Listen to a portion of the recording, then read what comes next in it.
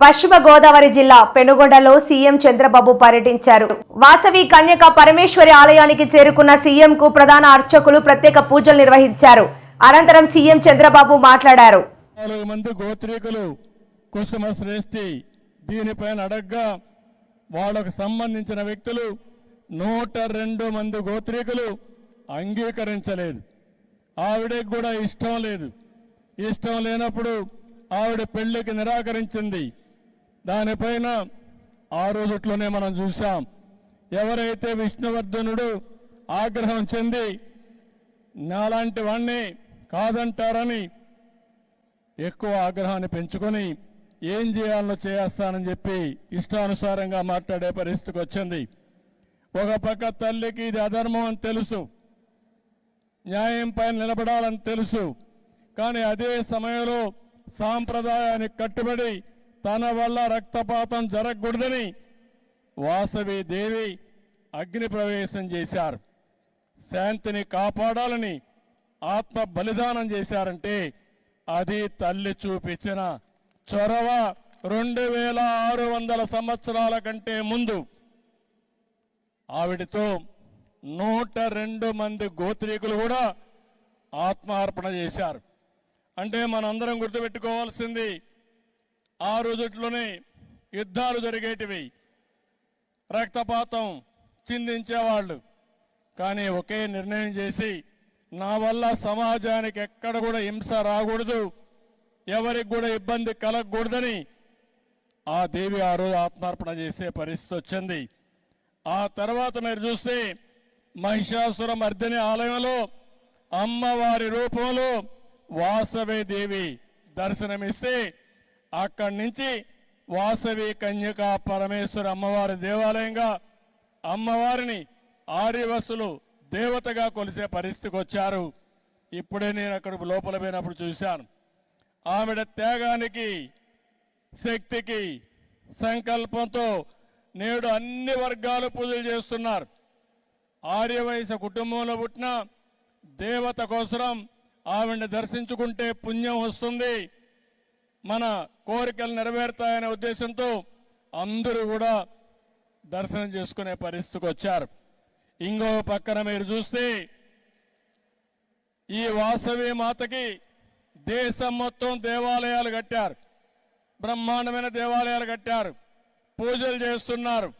ఇప్పుడు బెంగళూరులో ఉండేవాళ్ళు ఇక్కడికి వచ్చి వాసవి కన్యకా పరమేశ్వరి టెంపుల్ కట్టారంటే అది ఆ తల్లిపై నుండే నమ్మకం.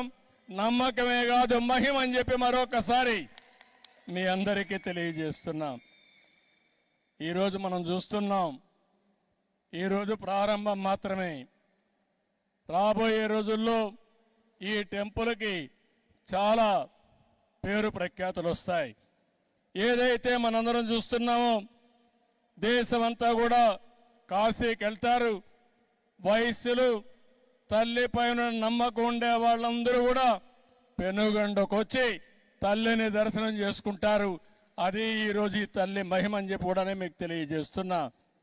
ఈరోజు ఇక్కడ చూస్తే 7 అంతస్తుల్లో గాలిగోపురం కట్టారు, 90 అడుగుల విగ్రహం పెట్టారు, మొత్తం అన్ని కూడా స్వచ్ఛందంగా చేశారు. రేపు ఎల్లుండి నుంచి ఇప్పటి నుంచి ట్రస్ట్ ద్వారా ఇంకా అనేక కార్యక్రమాలు చేయడానికి ముందుకొచ్చారు. దాతలందరినీ పేరు పేరున ఈ శుభదినాన పవిత్ర సమయంలో అభినందిస్తున్నా, వాళ్ళ సేవలు కొనియాడుతున్నానని చెప్పి కూడా నేను మీకు తెలియజేస్తున్నా. ఇవన్నీ కూడా ఈరోజు మనం ఒక్క విషయం గుర్తుపెట్టుకోవాల్సిన అవసరం ఉంది. ఆర్య వయస్సులు కూడా ఒక్క నిమిషం మనం ఆలోచించాల్సిన అవసరం ఉంది. నేను చాలాసార్లు చెప్పాను, సమాజంలో కష్టపడి పని చేసేవారు, తెలివితేటలతో పనిచేసేవారు ఆర్య వయస్సులు. నీతి నిజాయితీగా వ్యాపారం చేస్తారు. తెల్లవారి నుంచి సాయంత్రం వరకు దీక్షగా పనిచేస్తారు.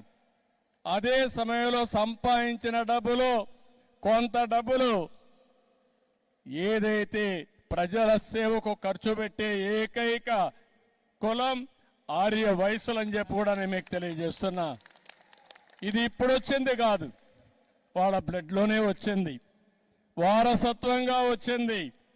ఎక్కడ అవినీతి చేయరు, అవినీతి చేయాలనే ధ్యాస లేదు, కష్టపడి సంపాదిస్తారు. అందులో వాళ్లకు తోచిన విధంగా దాన కార్యక్రమాల కోసం, ధర్మ కార్యక్రమాల కోసం వెచ్చించే వ్యక్తులు ఆర్య వయస్సులని చెప్పి కూడా నేను మీకు తెలియజేస్తున్నా. వారిని మనస్ఫూర్తిగా అభినందిస్తున్నా. వారు కూడా ఇప్పుడిప్పుడు కొద్దిగా వ్యాపారాలు, పెద్ద వ్యాపారాలు చేస్తున్నారు. కానీ ఒకప్పుడు చిరు వ్యాపారాలకే పరిమితం అయ్యారు. ఎక్కడన్నా కిళ్ళీ కొట్టు ఉంటే ఆ కిళ్ళీ కొట్టు ఆర్య వసూలు తప్ప వేరే వాళ్ళది కాదు. ఇది ఇవన్నీ కూడా అన్ని కొట్టులు వేరే ఉండేటివి.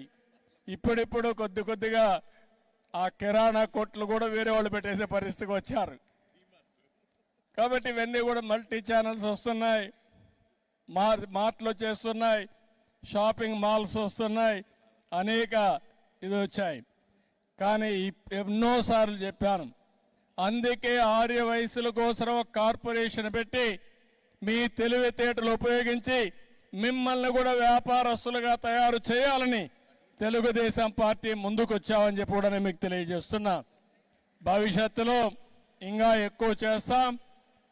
కన్యకా పరమేశ్వరి తల్లి మనకు అండగా ఉంటుంది, ఆ ఆశీస్సులు ఉంటాయి. తప్పకుండా మీ అందరికీ న్యాయం జరుగుతుంది. ఈరోజు ఈ తల్లి దయ వల్ల నిన్న నేను వాట్సాప్ గవర్నెన్స్ పెట్టాను.